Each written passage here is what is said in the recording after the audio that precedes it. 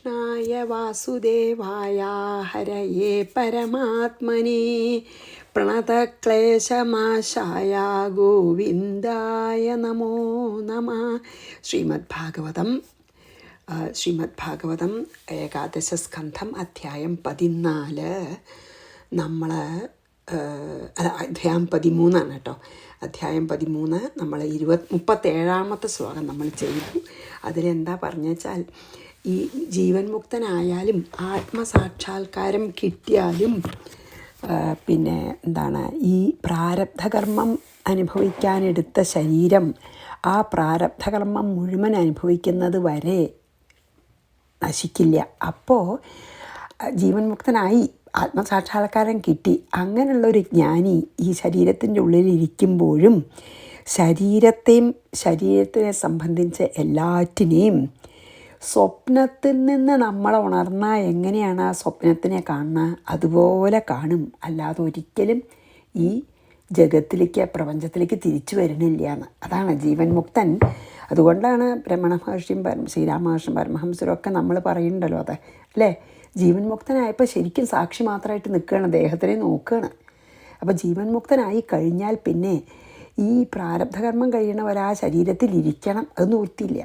പക്ഷേ അവർ സ്വപ്നത്തിൽ നിന്ന് ഉണർന്നാൽ നമ്മൾ സ്വപ്നത്തിനെ എങ്ങനെ കാണുന്നു അയഥാർത്ഥമായിട്ട്, അതുപോലെ ഈ ജീവൻ മുക്തനായിട്ടുള്ള ആൾ ശരീരത്തിലിരിക്കുമ്പോഴും ഈ ശരീരത്തിനെ സംബന്ധിച്ച എല്ലാറ്റിനെയും പ്രപഞ്ചത്തിനെയും അയഥാർത്ഥമാണെന്ന് അറിഞ്ഞുകൊണ്ട് നോക്കി കാണുന്നു. അവിടെ ഇരിക്കേണ്ടെന്ന് മാത്രം, കാരണം പ്രാരബ്ധകർമ്മം കഴിയാതെ അത് വീഴില്ല. അതാണ് അതിൽ പറഞ്ഞത് അല്ലേ. ഇനി നമുക്ക് 1, 2, 3, 4, 5 ശ്ലോകമേ ഉള്ളൂ ഈ അധ്യായത്തിൽ കേട്ടോ. അപ്പോൾ 38 വായിക്കാം. ഇപ്പം ഈ പറഞ്ഞതിനെ നമുക്ക് നല്ലോണം ബോധ്യമാക്കാൻ വേണ്ടിയിട്ട് ഭഗവാൻ എന്താ അറിയോ, അവനവൻ്റെ ആ സ്വരൂപം പറയുകയാണ്. എന്താ അറിയോ, മയൈതദുക്തം വോ വിപ്ര ഗുഹ്യം യത് സാഖ്യയോഗയോ ജാനീതമാഗതം യജ്ഞം യുക്ഷ്മർത്ഥമവിവക്ഷയ. എന്താണ് 38 പറഞ്ഞാൽ, വിപ്രാഹ, ഹേ ബ്രാഹ്മണരെ, അതായത് സനകാദികളോടാണല്ലോ പറയണത് ഹംസരൂപത്തിൽ. സാഖ്യയോഗയോഹോ, അതായത് ജ്ഞാനത്തിൻ്റെയും അഷ്ടാംഗയോഗത്തിൻ്റെയും യത് ഗുഹ്യം, രഹസ്യം ഏതോ അത് മയ, എന്നാൽ വഹ ഉക്തം, ഞാൻ നിങ്ങൾക്ക് പറഞ്ഞു തന്നു. യുഷ്മധർമ്മ വിവക്ഷയ, നിങ്ങൾക്ക് ധർമ്മം ഉപദേശിക്കാനുള്ള ആഗ്രഹം കൊണ്ട് ആഗതം, ഇവിടെ വന്നിരിക്കുന്ന എന്നെ യജ്ഞം വിഷ്ണു എന്ന് ജാനീത, അറിഞ്ഞാലും. എന്താണ് പറയണറിയോ, എന്നെ യജ്ഞമൂർത്തിയായിട്ട് കണ്ടോളൂ എന്ന്, യജ്ഞമൂർത്തിയായ മഹാവിഷ്ണുവായിട്ട് കണ്ടോളൂ എന്ന് പറയണം. ഹേ പിന്നെ ബ്രാഹ്മണരെ, ബ്രാഹ്മണ ശ്രേഷ്ഠന്മാരെ, സാഖ്യം യോഗം, ഇത് ഇപ്പം ഈ പറഞ്ഞത് സാഖ്യയോഗത്തിലത്തെ രഹസ്യമാണ്, അഷ്ടാംഗയോഗത്തിൻ്റെ രഹസ്യമൊക്കെയാണ്. അപ്പോൾ അതാണ് ഭഗവാൻ പറയണത്, ഹേ പിന്നെ സനകാദികളെ, ഞാനിപ്പോൾ സാഖ്യം യോഗം എന്നിവയുടെ പരമരഹസ്യം ഞാൻ ഇപ്പം നിങ്ങൾക്ക് ഉപദേശിച്ചു തന്നു. എന്നെ നിങ്ങൾ ധർമ്മോപദേശിക്കുവാനായിട്ട് വന്ന യജ്ഞമൂർത്തിയായിട്ട് കണ്ടോളൂ എന്ന് പറഞ്ഞു. അതായത് എന്നെ യജ്ഞമൂർത്തിയായിട്ട് തന്നെ കണ്ടോളൂ. അതായത് ഞാൻ ഹംസാണെങ്കിൽ, ഹംസത്തിൻ്റെ രൂപത്തിലാണ് വന്നതെങ്കിലും ഞാൻ ഇപ്പോൾ ബ്രാഹ്മണരെ സാഖ്യത്തിലും യോഗത്തിലും മറഞ്ഞു കിടക്കണ രഹസ്യമായിട്ടുള്ള ആ തത്വം ഞാൻ നിങ്ങൾക്ക് ഉപദേശിച്ചു. നിങ്ങൾക്ക് ധർമ്മം ഉപദേശിക്കാൻ വന്ന മഹാവിഷ്ണു തന്നെയാണ്, യജ്ഞമൂർത്തിയായിട്ടുള്ള മഹാവിഷ്ണു തന്നെയാണ് ഞാൻ എന്ന് നിങ്ങൾ അറിഞ്ഞുകൊള്ളൂ എന്ന് പറയുകയാണ്. അതായത് എല്ലാ തരം യോഗങ്ങളുടെയും ലക്ഷ്യം ആരാ? മഹാവിഷ്ണുവാണ്. ആ മഹാവിഷ്ണുവാണ് ഞാൻ എന്ന് പറയുകയാണ്. സാഖ്യയോഗത്തിൻ്റെയും ഭക്തിയോഗത്തിൻ്റെയും അഷ്ടാംഗയോഗത്തിൻ്റെയും എല്ലാ തരത്തിലുള്ള ജ്ഞാനയോഗത്തിൻ്റെയും ആത്യന്തികമായിട്ടുള്ള ലക്ഷ്യം ആരാണോ അതാണ് മഹാവിഷ്ണു. ആ വിഷ്ണു തന്നെയാണ് ഇപ്പം ഹംസരൂപത്തിൽ വന്ന് നിങ്ങളോട് പറഞ്ഞതെന്ന് പറയുകയാണ്. ഇനി അതന്നെ പറയേണ്ട ഭാഗം 39-38 വായിക്കാം. മയൈതദുക്തം വോ വിപ്ര ഗുഹ്യം യത് സാഖ്യയോഗയോ ജാനീതമാഗതം യജ്ഞം യുഷ്മധർമ്മ വിവക്ഷയാം. അഹം സാഖ്യസ്യ യോഗസ്യ സത്യസർത്ഥസ്യ തേജസഃ പരായണം ദ്വിജശ്രേഷ്ഠഃ ശ്രേഷ്ഠാഃ ശ്രിയ കീർത്തേർദമസ്യ ച. അപ്പോൾ 39 പറയണത് എന്താ പറയുക?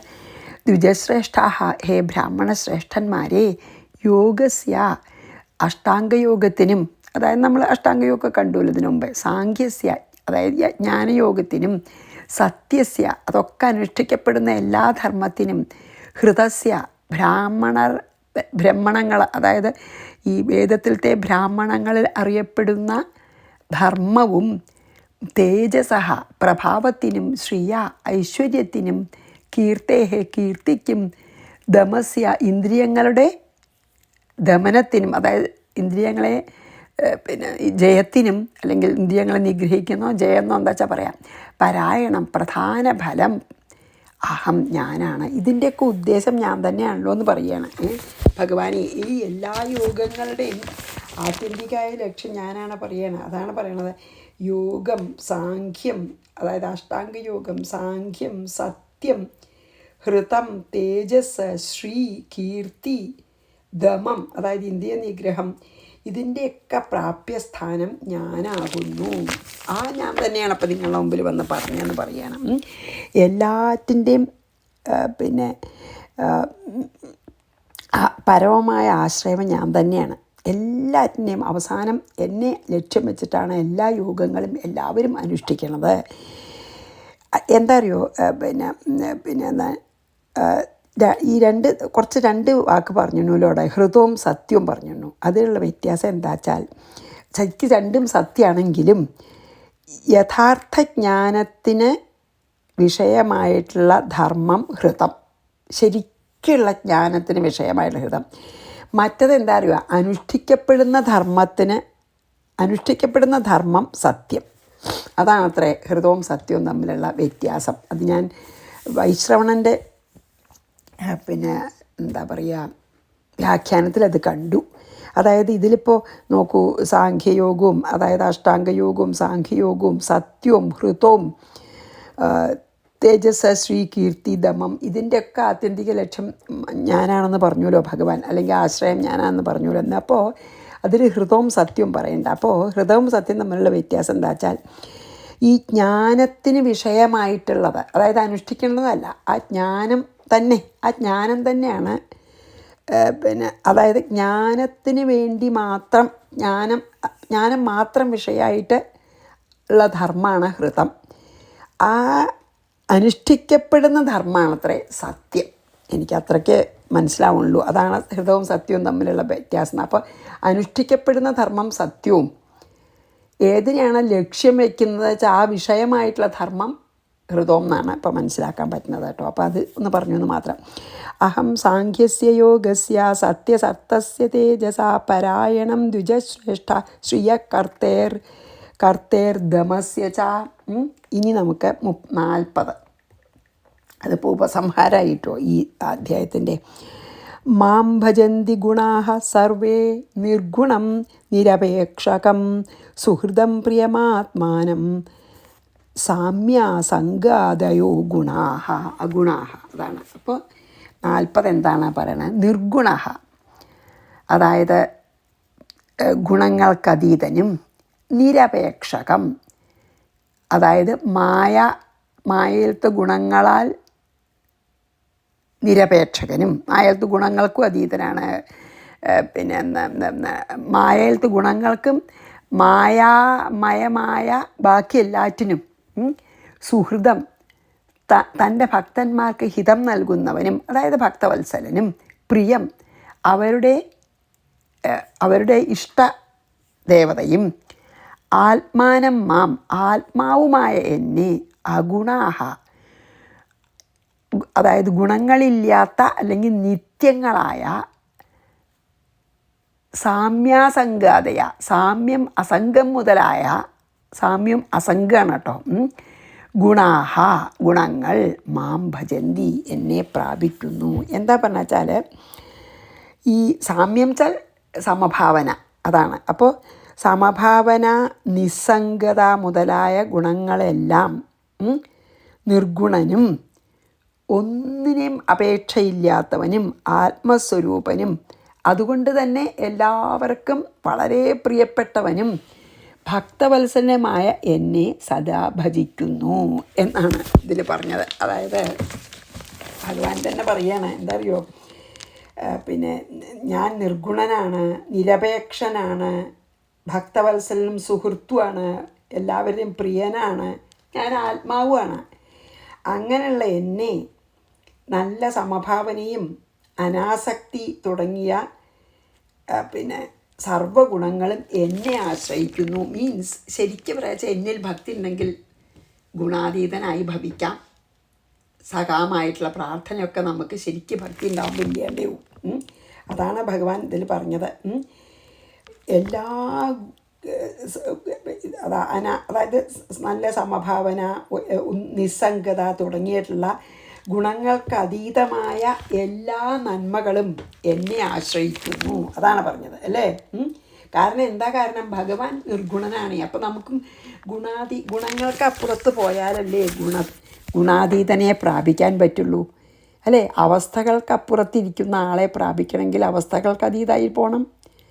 ഗുണങ്ങൾക്ക് അതീതമായി പോകുന്ന ഗുണങ്ങൾക്ക് അതീതനായിരിക്കുന്നവനെ പ്രാപിക്കണമെങ്കിൽ ഗുണാതീതനാവണം നമ്മളും അല്ലേ. അതാണ് ഇതിൽ പറഞ്ഞത് കേട്ടോ. അതായത് സമഭാവന, നിസ്സംഗത ഇങ്ങനത്തെ ഗുണങ്ങൾക്ക് അതീതമായിട്ട്, എന്നാലേ ഇപ്പോൾ സമഭാവനയൊക്കെ വേണം വെച്ചാൽ നമുക്ക് ശരിക്കും ഗുണങ്ങൾക്ക് അതീതമായിട്ട് പോകണം. അതായത് ചീത്ത ആൾക്കാരുടെ ഉള്ളിലും നല്ല ആൾക്കാരുടെ ഉള്ളിലും സർവ്വജീവജാലങ്ങളുടെ ഉള്ളിലും എല്ലാറ്റിലും ഭഗവത് സാന്നിധ്യം കാണണം ചോട്ടെ. നല്ല സമഭാവന വേണം അല്ലേ. അതാണ് പറഞ്ഞത്, സമഭാവന, നിസ്സംഗത, എല്ലാറ്റിനോടും ഭഗവാനല്ലാണ്ട് ഇവിടെ ഒന്നുമില്ല, ബ്രഹ്മല്ലാണ്ട് ഇവിടെ ഒന്നുമില്ല എന്ന് നല്ല ബോധ്യമുള്ളവർക്കേ നിസ്സംഗത ഉണ്ടാവുള്ളൂ. ഈ ലോകത്തിലത്തെ പ്രപഞ്ചത്തിലത്തെ കാര്യങ്ങളോടൊക്കെ നിസ്സംഗത വേണമെങ്കിൽ അത് നല്ല ബോധ്യമാവണമല്ലോ. അപ്പം അങ്ങനെയുള്ള ആൾക്കാരൊക്കെ അങ്ങനെയുള്ള ഗുണങ്ങളൊക്കെ ഭഗവാനെ ആശ്രയിക്കണമെന്ന് പറഞ്ഞാൽ എന്താ കാരണം, ഭഗവാൻ നിരപേക്ഷകനാണ്, പിന്നെയോ നിർഗുണനാണ്, എല്ലാവരുടെയും സുഹൃത്താണ് ഒരുപോലെ അല്ലേ. എല്ലാവർക്കും അറിഞ്ഞോ അറിയാതെയോ നമ്മുടെ തന്നെ ആത്മാവായിരിക്കുന്ന ഭഗവാൻ പ്രിയപ്പെട്ടതാണ്. ആത്മാവ് എല്ലാവർക്കും പ്രിയപ്പെട്ടതാണ്. അതുകൊണ്ടല്ലേ നമ്മളെ അതുകൊണ്ടാണ് വരുന്നത്.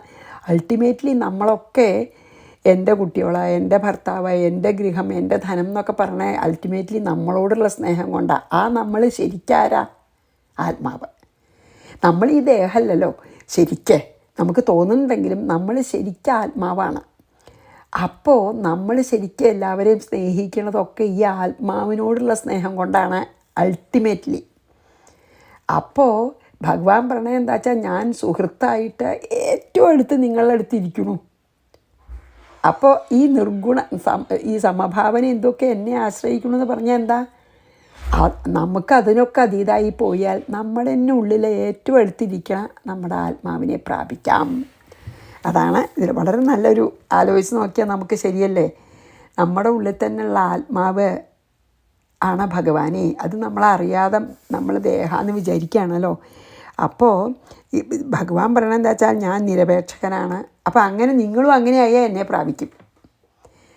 നിർഗുണനാണ്, നിരപേക്ഷകനാണ്, എല്ലാവരുടെയും സുഹൃത്താണ്, പ്രിയപ്പെട്ടവനാണ്. അപ്പോൾ നിങ്ങളതുപോലെയൊക്കെ ആയാൽ എന്നെ പ്രാപിക്കാമെന്നാണ് ഇൻഡയറക്റ്റായിട്ട് പറയണത് കേട്ടോ. മാം ഭജന്തി ഗുണാഃ സർവേ നിർഗുണം നിരപേക്ഷകം സുഹൃദം പ്രിയമാത്മാനം സാമ്യാസംഗാദയോ ഗുണാഃ. ഈ 41 ഇതിമേ ഛിന്ന സന്ദേഹ മുനയ സനകാദയഃ സദാ സഭാജയിത്വാ പരയാ ഭക്ത്യാ ഗൃണത സംസ്തവൈഃ. അപ്പോൾ ഇനി നമുക്ക് 41 നോക്കാം. സനകാദി മഹർഷിമാർ, ഈ മുനിമാർ ഈ വിധം മേ എന്നാൽ ഛിന്ന സന്ദേഹ, അവർക്ക് സംശയം മുഴുവനും നീങ്ങി, പരയാ ഭക്തിയ ശ്രേഷ്ഠമായ ഭക്തിയോടെ സഭാജയിത്വ എന്നെ പൂജിച്ച് സംസ്തവൈ സ്തോത്രങ്ങളാൽ അഗൃണത സ്തുതിച്ചു.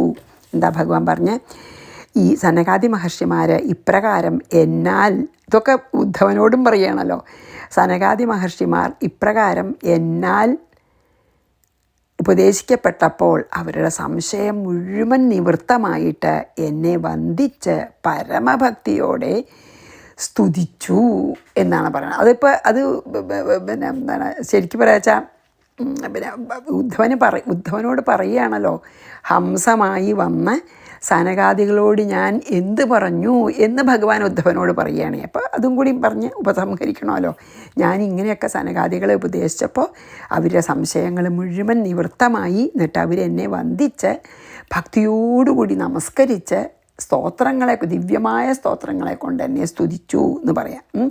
ഇനി അവസാനത്തെ ഭഗവാൻ തന്നെ അത് കൺക്ലൂഡ് ചെയ്യാണ് കേട്ടോ.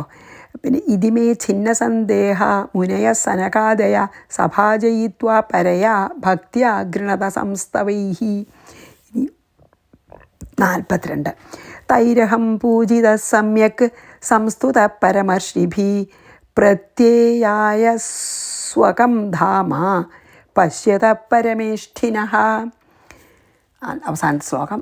തൈഹി ആ പരമർഷികളാൽ, പരമർഷിഭി അതായത് ആ പരമർഷികളാൽ സമ്യക്ക് നല്ല പോലെ പൂജിക്കപ്പെട്ട സ്തുതിക്കപ്പെട്ട അഹം ഞാൻ പരമേഷ്ഠിത ബ്രഹ്മദേവൻ, അതാ ബ്രഹ്മദേവനാണ് പരമേഷ്ഠിതൻ ഇവിടെ, പശ്യത നോക്കിക്കൊണ്ടിരിക്കെ സ്വകം ധാമ എൻ്റെ സ്വധാമത്തിലേക്ക് വൈകുണ്ഠത്തിലേക്ക് പ്രത്യയായ തിരിച്ചുപോയി. ഭഗവാൻ പറയുകയാണ് അതോടെ കഴിഞ്ഞു, ഈ ഹംസഗീതം കഴിഞ്ഞു എന്ന് പറയുകയാണ്. അതായത് ആ ശ്രേഷ്ഠന്മാരായിട്ടുള്ള ഋഷീശ്വരന്മാരൊക്കെ എന്നെ വേണ്ട പോലെ പൂജിച്ച് സ്തുതിച്ചു എന്നെ. അത് കഴിഞ്ഞപ്പോൾ ബ്രഹ്മാവിൻ്റെ മുമ്പിൽ ബ്രഹ്മാവ് നോക്കി നിൽക്കെ തന്നെ ഞാൻ സ്വധാമമായ വൈകുണ്ഠത്തിലേക്ക് തിരിച്ചുപോയി എന്ന് പറഞ്ഞ് ഭഗവാൻ ഈ 13-ാം അധ്യായം അവസാനിപ്പിക്കുകയാണ് ഭഗവാൻ. അതാണ് ഇതിൽ പറഞ്ഞത് കേട്ടോ. അപ്പോൾ നമ്മൾ 13-ാം അധ്യായം കഴിഞ്ഞു നമ്മുടെ അല്ലേ. ഓക്കെ, നോക്കട്ടെ കേട്ടോ. ഞാൻ ഒരു സംശയമുണ്ട് എനിക്ക്. അതെ, 13 അധ്യായം കഴിഞ്ഞു ഇപ്പോൾ നമ്മുടെ ഇതോട് കൂടിയിട്ട്. അത് എപ്പോഴും അത് നമുക്കിത് നല്ലോണം ഇതിൽ നമുക്ക് മനസ്സിലാക്കണം കേട്ടോ. അതായത് ഒരിക്കൽ നമുക്ക് ഈ ജ്ഞാനം ഉദിച്ചാൽ പിന്നെ അത് പിന്നെയും പ്രപഞ്ചം ഉണ്ടോ തോന്നിയാലും മരണം വരെ പ്രപഞ്ചത്തിനെ നമ്മളെ ദുഃഖിപ്പിക്കാൻ സാധിക്കില്ല. അതായത് ഒരിക്കൽ ജ്ഞാനം ഉദിച്ചു കഴിഞ്ഞാൽ ആ ജ്ഞാനം നഷ്ടപ്പെടില്ല എന്നാണ് പറയണത്. എന്നുവെച്ചാൽ ശരിക്കും ജ്ഞാനം ഉദിച്ചാൽ ശരിക്കും അങ്ങോട്ട് തുര്യാവസ്ഥയിൽ ബ്രഹ്മത്തിൽ വർത്തിക്കാൻ തുടങ്ങിയാൽ പിന്നെ ഒരിക്കലും പോവില്ല. അതുവരെ നമ്മൾ വളരെ വിജിലൻ്റ് ആവണം എന്നൊക്കെ പറഞ്ഞുല്ലോ, നമ്മൾ അല്ലേ, സൂക്ഷിക്കണം എന്നൊക്കെ പറഞ്ഞുല്ലോ. അതുവരെ ശരിക്കും കംപ്ലീറ്റ്ലി സ്ഥിതപ്രജ്ഞനാവണം നമ്മൾ. പിന്നെ ഗീതയിൽ പറയണ പോലെ പിന്നെ സ്ഥിതപ്രജ്ഞനായാൽ പിന്നെ അതായത് ഒരു സ്ഥിതപ്രജ്ഞന് പിന്നെ ഈ പ്രപഞ്ചം പ്രശ്നമല്ല. സ്ഥിതപ്രജ്ഞൻ സദാ ബ്രഹ്മസ്വരൂപത്തിൽ തന്നെ വർത്തിക്കണേ.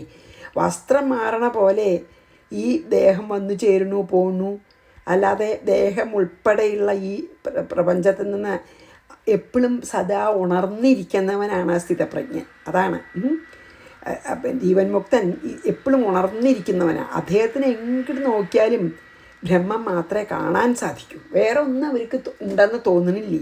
അതാണ്. അതുകൊണ്ട് ഇതന്നെ ഞാൻ ഈ പറഞ്ഞ ഇതന്നെ നിങ്ങൾ മനസ്സിലാക്കണം എന്ന് പറയാണ്.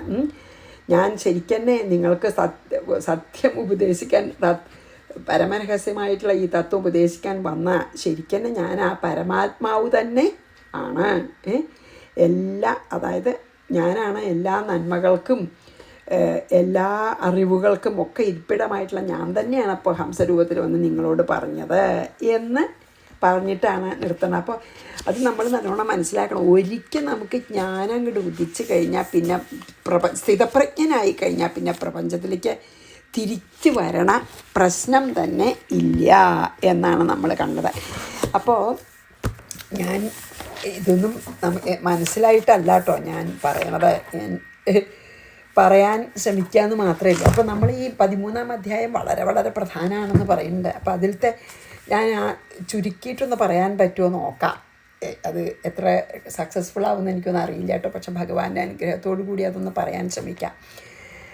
അപ്പോൾ ഇപ്പോൾ പിന്നെ നമ്മൾ ഇതിൽ ഏകദേശം ഒരു ചുരുക്കി പറയുകയാണെന്ന് വെച്ചാൽ ഈ മായയിലത്തെ സത്വരജസ് തമസ്സുകൾ എപ്പോഴും നമ്മുടെ ബുദ്ധിയെ മലിനപ്പെടുത്തിക്കൊണ്ടേയിരിക്കും. അതുകൊണ്ട് നമുക്ക് ഈ മനസ്സുകൊണ്ട് നമുക്ക് മനസ്സുപയോഗിക്കാമെന്നേ ഉള്ളൂ, മനസ്സിലാക്കാൻ പറ്റില്ല ജ്ഞാനം. എന്നുവെച്ചാൽ അതിൽ നമുക്ക് ഈ മനസ്സിൽ ഈ സത്വരജസ്തമോ ഗുണങ്ങളുണ്ടല്ലോ, അതിങ്ങനെ മനസ്സിനെ മലിനപ്പെടുത്തിക്കൊണ്ടിരിക്കുക എപ്പോഴേ. അപ്പോൾ അതുകൊണ്ട് നമുക്ക് പൂർണ്ണമായും മനസ്സിലാക്കാൻ പറ്റില്ല. മനസ്സുപയോഗിച്ച മനസ്സിന് അതീതമായിട്ട് പോവാം, അത് പറ്റും. മനസ്സിനെ ഉപയോഗിച്ച് മനസ്സിനപ്പുറത്തേക്ക് പോകാൻ പറ്റുന്നല്ലാതെ മനസ്സിലാക്കാൻ പറ്റില്ല. കാരണം മനസ്സിന് അതീതമായിട്ടുള്ള ജ്ഞാനമാണ്. അപ്പം നമ്മൾ പറഞ്ഞല്ലോ ആദ്യം സത്വഗുണം വളർന്ന് ബാക്കി രണ്ടും ഗുണങ്ങളെയും നശിപ്പിക്കുക. അതും എളുപ്പമല്ല, വളരെ സൂക്ഷിച്ചിട്ട് വേണം, ആഹാരം അടക്കം സൂക്ഷിച്ചിട്ട് വേണം. അങ്ങനെ സത്വഗുണം വർദ്ധിക്കുമ്പോൾ രജസ്തമോ ഗുണങ്ങൾ ചുരുങ്ങും. അങ്ങനെ സത്വഗുണം വർദ്ധിച്ച് മറ്റ് രണ്ട് ഗുണങ്ങളും ഇല്ലാതെ ആവുമ്പോൾ വേഗം നമുക്ക് എല്ലാം ബോധ്യമാവും. നല്ല അറിവൊക്കെ ശരിയാണ് തോന്നും. ആ അറിവാണല്ലോ എല്ലാ കാര്യങ്ങൾക്കും നമുക്കൊരു ആശ്രയമായിട്ടുള്ളത്. അപ്പോഴാണ് പിന്നെ ബുദ്ധവൻ ചോദിച്ചത്, ഈ ആൾക്കാർ ഇങ്ങനെ ഈ ദുഃഖത്തിൻ്റെ പിന്നാലെ ഈ വിഷയസുഖങ്ങളുടെ പിന്നാലെ പോയാൽ ദുഃഖമാണെന്ന് അറിഞ്ഞിട്ടും അത് നല്ലോണം മനസ്സിലാക്കിയിട്ടും ആൾക്കാർ പിന്നെയും വിഷയസുഖങ്ങളുടെ കൂടെ എന്താ അങ്ങനെ മനുഷ്യൻ പിന്നെയും ദുഃഖപ്രദങ്ങളാണെന്ന് അറിഞ്ഞിട്ടും എങ്ങനെയാണ് ഈ മനുഷ്യർ പിന്നെയും വിഷയങ്ങളെ സേവിക്കണമെന്ന് ചോദിച്ചു. അതൊന്നും അറിയാത്തവരുടെ കഥ പോട്ടെ, കുറച്ചൊക്കെ അറിവുള്ളവരും പിന്നെയും വിഷയസുഖങ്ങളുടെ പിന്നാലെ പോകും. കുറേശ്ശൊക്കെ അറിവുള്ളവരും. അതിനെന്താ കാരണം എന്നാണ്. അപ്പോൾ ഭഗവാൻ പറഞ്ഞു, വിദ്വാൻ എന്ന് പറഞ്ഞാൽ അറിവുള്ളവരെന്ന് പറഞ്ഞു വെച്ചാൽ ഈ ബാക്കിയുള്ള അറിവൊന്നും ഉണ്ടായിട്ട് കാര്യമില്ല. പണ്ഡിതൻ വിദ്വാനായിക്കൊള്ളണമെന്നില്ല എന്ന് പറയുന്നുണ്ട് അല്ലേ ഭഗവാൻ. പണ്ഡിതനാവാം, വിദ്വാനാവണമെന്നില്ല. എന്താ വെച്ചാൽ ആത്മാവിനെ അറിഞ്ഞാലേ ശരിക്കത് വിദ്യ എന്ന് പറയാൻ പറ്റുള്ളൂ. അപ്പോൾ ആത്മാവിനെ അറിഞ്ഞ ആത്മാവാണ് ഞാൻ എന്ന് വിചാരിക്കുന്ന ആളൊക്കെ ഈ പിന്നെ ദേഹാഭിമാനം, രജോ ഗുണപ്രധാനമായിട്ടുള്ള ദേഹാഭിമാനം പൂള്ളൂ. രജോ ഗുണത്തോട് കൂടിയിട്ടുള്ള മനസ്സ് പിന്നെ എന്തിനെ കണ്ടാലും അതെനിക്ക് വേണം എന്ന് വിചാരിക്കുക. അപ്പോൾ നമുക്കതിനു വേണ്ടി ആ വസ്തു കിട്ടാൻ വേണ്ടി കർമ്മങ്ങൾ ചെയ്യും. അപ്പോൾ ആ കർമ്മങ്ങളുടെ ഫലം അനുഭവിക്കണം. അങ്ങനെ അതുകൊണ്ട് നമുക്ക് അറിവുണ്ടാക്കാൻ പറ്റില്ല. അപ്പോൾ രജോ ഗുണം തമോ ഗുണം വർദ്ധിക്കും തോറും ദുഃഖം വർദ്ധിക്കും. അപ്പം നമുക്ക് മനസ്സിനെ തന്നെ ഇല്ലാതെ ആക്കണം.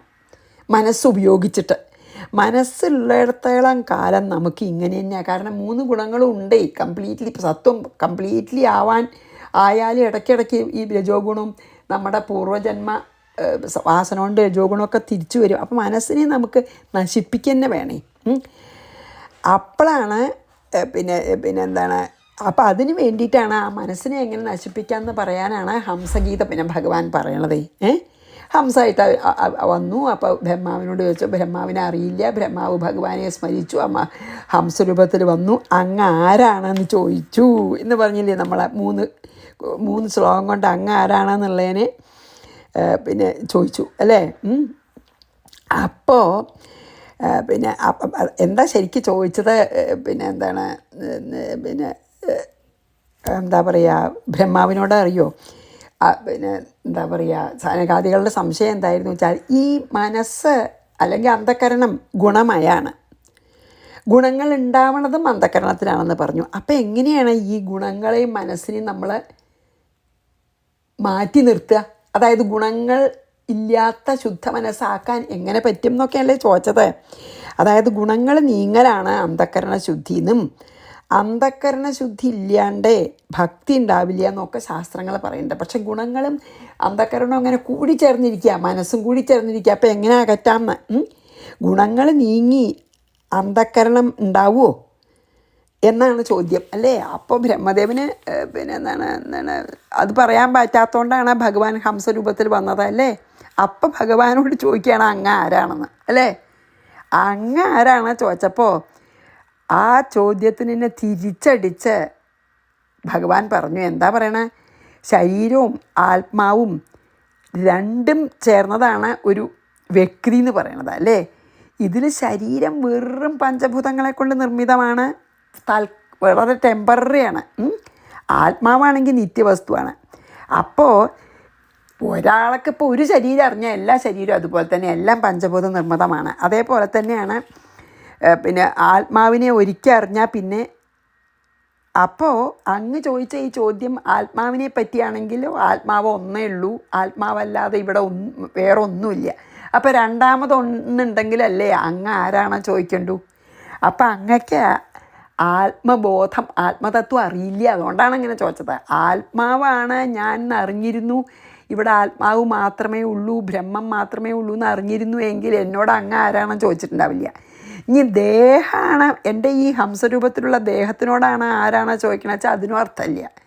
എന്താ വെച്ചാൽ അങ്ങയുടെ നിങ്ങളുടെ ദേഹങ്ങളും ബ്രഹ്മാവിൻ്റെ ദേഹവും ഞാനിവിടെ ഹംസരൂപത്തിൽ വന്ന എൻ്റെ ദേഹവും സർവ്വ ജീവജാലങ്ങളുടെ ദേഹവും ഒക്കെ പഞ്ചഭൂത നിർമ്മിതമാണ്. അപ്പോൾ പിന്നെ ആരാണ് ചോദിക്കണതിന് അർത്ഥമില്ല എന്നല്ലേ പറഞ്ഞേ.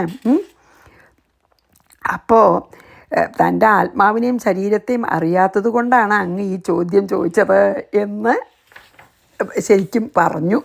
അതായത് എന്നിട്ട് അപ്പോഴാണല്ലോ പറഞ്ഞത് ദ്രഷ്ടാവും ദൃശ്യവും ഒന്നാണ് ശരിക്ക്. പക്ഷെ നമുക്ക് ഈ ആത്മജ്ഞാനം ഉദിക്കണ വരെ നമുക്ക് ദ്രഷ്ടാവും ദൃശ്യവും ആ കാണുന്ന പ്രക്രിയയും മൂന്നും വേറെ വേറെയാണ്. പക്ഷേ എപ്പോഴാണ് നമ്മൾ ആത്മാവാണ്, ഞാൻ ആത്മാവാണ്, ഈ സർവ്വവും നിറഞ്ഞു നിൽക്കുന്ന ആത്മാവാണ് ഞാൻ, ആത്മാവല്ലാതെ ഇവിടെ മറ്റൊന്നുമില്ല എന്ന് നമുക്ക് അനുഭവമാവുന്ന സമയത്ത് ഈ മൂന്നും ഇല്ലാതെയാവും. ദ്രഷ്ടാവും ദൃശ്യവും ആ പ്രക്രിയ ഇല്ലാണ്ടാവും. അതിനാണ് നമ്മൾ ത്രിപുടി മുടിയ എന്ന് പറയണത്. അപ്പം പിന്നെ ദൃശ്യമില്ലെങ്കിൽ പിന്നെ ദ്രഷ്ടാവെന്ന് ആ വാക്കുപയോഗിക്കുന്നതിന് അർത്ഥമില്ല. അതിൻ്റെ അർത്ഥം എന്താ വെച്ചാൽ ആ ഏകമായ അദ്വൈത ശക്തി മാത്രമേ ഉള്ളൂ എന്നാണ് അത് പറയുമല്ലോ അല്ലേ.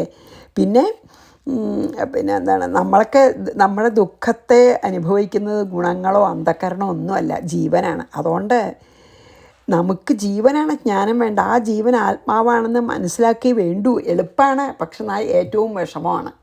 കാരണം നമ്മുടെ ഉള്ളിൽ തന്നെ പ്രകാശിച്ചു കൊണ്ടിരിക്കുന്ന ആത്മാവാണ് ഞാൻ എന്ന് മനസ്സിലാക്കി വേണ്ടു. എത്ര അടുത്തിരിക്കുന്ന ആളാണ്, ഇതിലധികം അടുത്തൊരാളിരിക്കുന്നില്ല, പക്ഷേ ഏറ്റവും അകലെയാണ്. എന്താ വെച്ചാൽ ഈ മായാമറ.